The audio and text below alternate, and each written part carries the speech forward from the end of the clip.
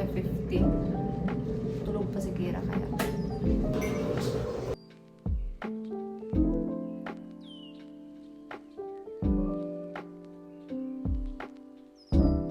I need to message the hotel about my flight details today. I already messaged them about the transport and they replied, so I'll do that one in a minute after this.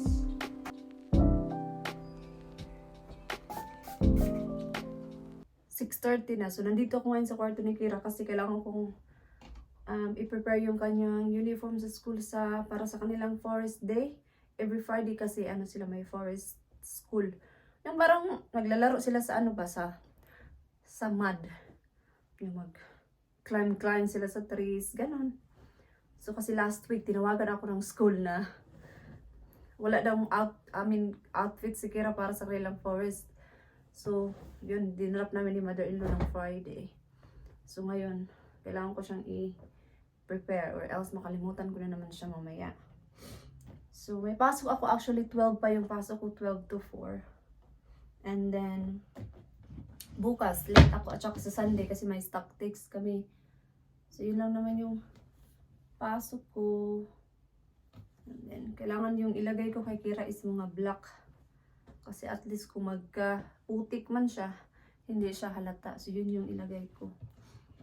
And then kailangan ko din ng kanyang something sa kanyang susuotin for school. Yeah. Alam niyo ba na, natuwa ako ba kasi nag-download ako ng Foodpanda ba? Kasi para pagdating ko sa Philippines ba, mag-order na lang ako ng manginasal, ganyan pa sa hotel. So nag-download ako. Nakakatuwa ba? Kasi feeling ko kasi parang first time ko talaga gumamit ng Foodpanda ba, natuwa ako na may mga access na ng ganun sa Philippines na. Yun ba, parang ibang bansa na siya ba? So nilagay ko na sa aking cart, manginasal. Halo-halo manginasal, ganun. So para pag uwi ko, nasa cart ko na, orderin ko na lang. So ito na yung damit ni Kira para sa school na gagamitin niya. So ilagay ko to sa bag. Sa plastic bag kasi mamaya marami itong talagang mud. So tingnan nyo yung ginawa niya. Nag-drawing siya kagabi. So nasa sala siya, nanood siya ng Matilda na naman. Yung favorite niya. Sabi niya wag daw muna yung toast, mamaya na daw. So i-off ko muna. Nandiyan na sa labas yung truck ng mga basura. Minsan maaga pa sila, minsan 6. Ngayon anong oras na? Magsi-7 na. So, yun. Pero hindi na masyadong malamig actually. Pero kailangan ko mamayang tumawag sa surgery. As you can see, medyo okay na. By the way, nagpa-manicure pala ako kahapon. After ko mag-work. So, kailangan ko mamayang tumawag kasi baka maghingi ako ng steroid cream. Like nung una. Pero as long as hindi ko siya niraraba, hindi siya nagsuswollen. Kasi pag makati siya, kinakamot ko kasi kaya nagiging namamaga yung kamay ko. Iniwasan ko. Kaya may cream ako na para hindi ako mangati. Yun. Kaya it looks better na actually. Compared weeks ago na wala talaga akong ginawa. Kundi ganyan talaga kasi talaga ako. Kasi parang alam ko sarili ko, nasanay na ako ba na ganito lang siya. Pero hindi. Kailangan ko talaga ng cream. And maybe magtanong din ako sa doctor about like recommendation sa vitamins, ganun. Kasi para something na good sa aking blood flow. Kasi mga poor circulation talaga ako siguro. Kaya malamig yung kamay ko.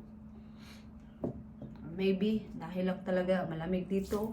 Pero hindi. Kasi sa Philippines ba talaga malamig na talaga yung kamay ko. Kahit imagine mainit na sa Philippines. Kahit yung mama ko talaga dati sabi niya, grabe, ang lamig ng kamay mo hindi daw normal, ganun. Kaya itanungin ko sa doktor mamaya.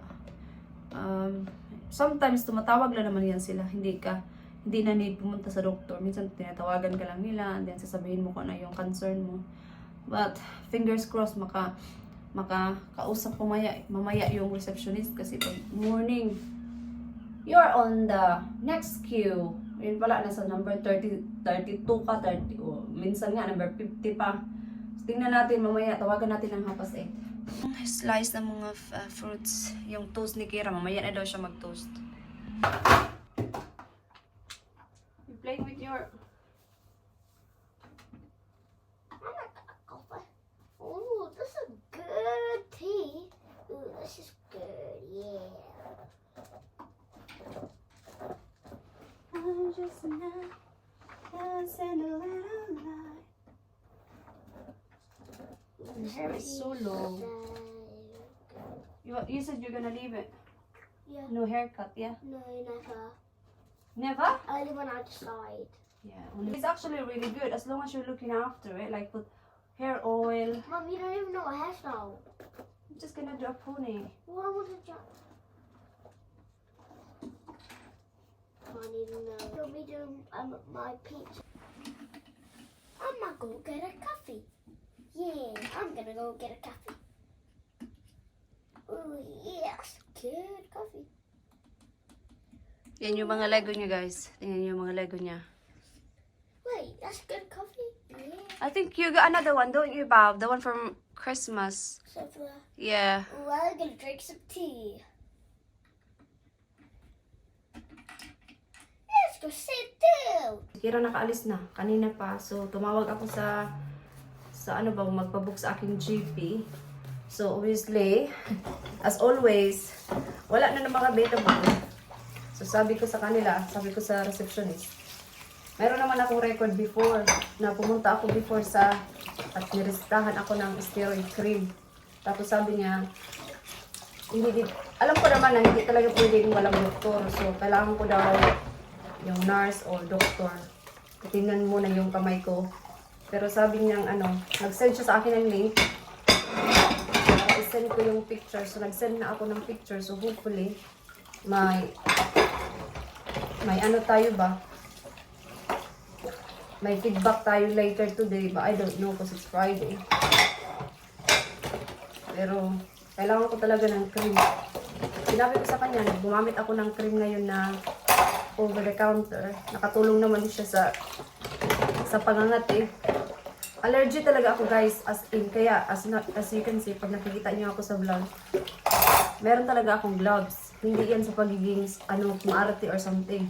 Kasi sa Pilipinas, hindi talaga ako ganito. Dito lang talaga sa UK, nag-start yung napaka-sensitive talaga. Kaya, kahit yung pangligo ko ba, yung sabon ko na pangligo is pang bata, pang baby.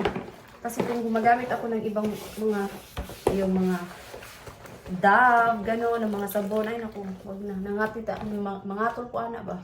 So kaya, yung ginagamit ko talaga is pang baby na, yung Morrison lang, or Asda, gano'n, mas mura pa siya. Kasi yung Aveeno, nag-work din niya sa akin, Aveeno, siyempre, kasi pang sensitive yung Aveeno, yun yung mga ginagamit ko before. Pero yung tinry ko yung pambata, okay naman siya sa akin, kaya nag-stick ako sa pambata, yun yung ginagamit ko. So, nagutom na ako talaga, so kailangan ko muna magkape. Magkape muna ulit tayo. And then, kailangan kong, hindi ni Kira na ubos yung beans. Kainin na lang natin ito. So, yeah, so sabi ng receptionist, na-sort niya na yung aking appointment. So, hopefully, may tumawag sa akin later today or anytime. Kasi kailangan ko talaga yung cream. I really need it talaga. So, magkape muna tayo na apoy na gugutom na. Tapos, kainin natin itong beans. Sayang kasi. Alam niyo, yung ilong ko talaga, nag-ano na naman, sinisipo na naman ako. So, alam niyo ba, meron akong ipakita sa inyo, napaka-helpful niya pala talaga sa winter or yung, kahit hindi masyadong malamig, still, di ba, may moist pa rin sa air. So, bumili kami ng humidifier, yung maliit lang sa Amazon. Grabe guys, grabe yung nakukuha niyang tubig. Pag nilagay ko siya sa kwarto, maraming tubig yung nakukuha. Especially pag nasa kusina. Ipapakita ko siya sa inyo. Ganyan siya. So, nabili namin yan sa Amazon ng mga 100 pounds ata, sabi ni Dib. Sinet ko siya ng 2 hours. Kasi iba, na ano nyo, parang may hangin siya. Itong humidifier is nakakatulong siya para higupin niya yung mga tubig sa air. So, yun kasi diba nakakasira yun sa mga walls. Yun yung rason kung bakit meron tayong mga molds sa walls. So, ito guys, nakakatulong siya. Sana nga, dati pa kami bumili, no? Pero ngayon lang, nung 2 days ago lang kami bumili nito. So, napaka worth it niya pala talaga kahit sa Pinas. Maganda to. Di ba sa Pinas, napaka-moist yung paligid, yung parang, basta yung sahig yun, parang feeling mo naman mainit, pero yung sahig is, medyo sticky. Yun kasi yung moisture sa air. Ito yun yung nakatulong sa paghigop ng moist. So, yeah, humidifier yung tawag niya. Napaka worth it niya talaga. So, we're thinking na bumili kami ng isa pa. Yung maliit nito, para dito siya sa kwarto. Tapos ito, isasala lang talaga siya. Mag-10:45 na. And ininit ko lang yung aking adobo ba. Yun yung kakainin ko sa lunch. Maaga pa, pero kailangan ko na mag-lunch kasi may work na ako. Pumunta dito si mother-in-law. Nagkape. Kasi galing daw siya sa simbahan. Naglinis daw sila. Si mother-in-law kasi guys, ano yan siya, religious. Every Sunday yan si mother-in-law nagsisimba. One day, baka bukas pag nag-vlog ako kasi magkasama kami bukas. Kasi wala akong work bukas sa umaga, pero sa hapon meron. Hapon pa naman yun. So, meron pa kami time para i-drop si Kira sa kanyang lesson. So, sabi ko, kami nilang dalawa yung mag-drop kay Kira. Tapos mag-copy na lang kami somewhere. So, i-try ko mag-vlog na nandun sa bukas. Try ko lang. Parang, hindi ko ipaalam sa kanya. Mangawat at video ba? Kawat-kawat lang. So, initin natin yan. Marami pa kasi akong rice talaga. Kasi nung nag-rice kasi ako nung isang gabi. So, di ba sabi ko, mag-food shopping sana ako bago ako pumunta sa work. So, wala na akong time.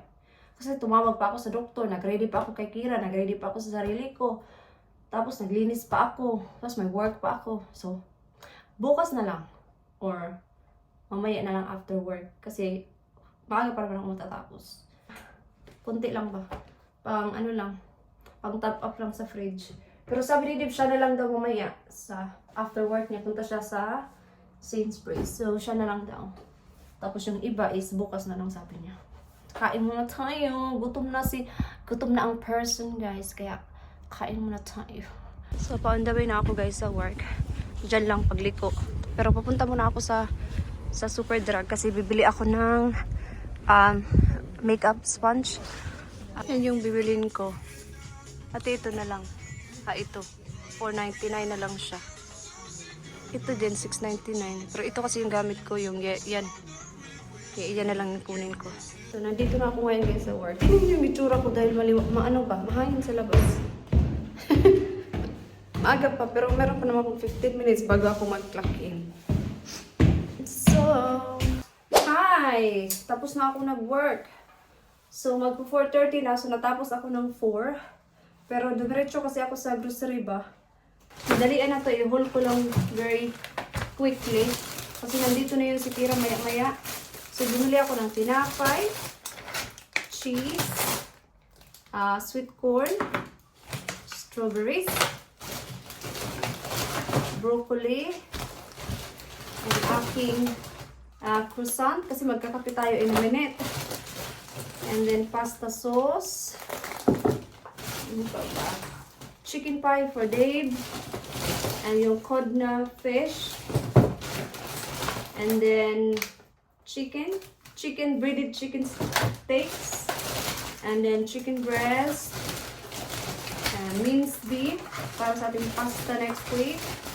And then kumuha ako ng prawns.